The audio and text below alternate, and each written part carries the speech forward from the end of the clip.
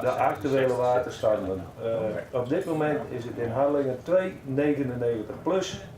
Wij zitten hier om de dikwachten die het nou op een zeediek rennen te coördineren en hun meldingen te ontvangen wat zij zeggen. En nou ja, als er net zo volle gebeurt, dan hoeven wij hier ook net zo volle te doen.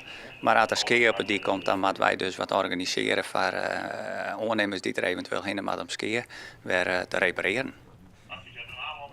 De situatie met de storm is dat Sati ongeveer voorspeld, wie verrent die ongeveer ook. En ze verwachten een waterstand van 3 meter bij Haas. Nou, dat zit nou op 3 meter te zien, komt misschien nog een beetje bij. En dat is een storm die nou ja, zo'n beetje in het zien hier wel voorkomt.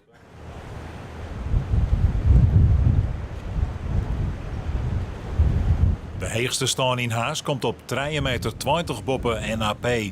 Dat betekent dat de kaders het wetter net om het zien houden.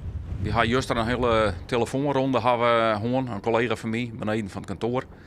Die had iedereen opbellen en iedereen waarschuwen dat de kaders onder water rennen zoen. En er zijn waarschijnlijk toch mensen die had toch het valt boven het mij en die hadden auto's staan laten en die hadden de settings wierd. Dus waarom je had meer problemen. In je skip verdwijnt ze wat helemaal onder water. Die had waarschijnlijk te strak in een touwtjeslijn. En waarschijnlijk er een touwtje brutsen en eronder een oorskip te landen kwam. En daar er maar de golven nou ja, op vol rond. Zou maar je dat bezien en zou er afzonken. Letter op een monietje de slimste wienpoest is voorbij. Het werk van het actiecentrum zit er dan weer op. De dikbewaking is inmiddels opgeheven. De waterstand die ben weer zakkende en wij gaan gewoon weer terug naar een normale beheerfase.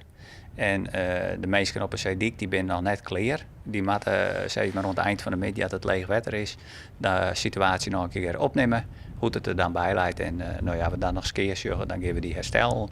En we zorgen ook even wat we op rommen moeten. Wat er om een rommel bij de zeediek leidt.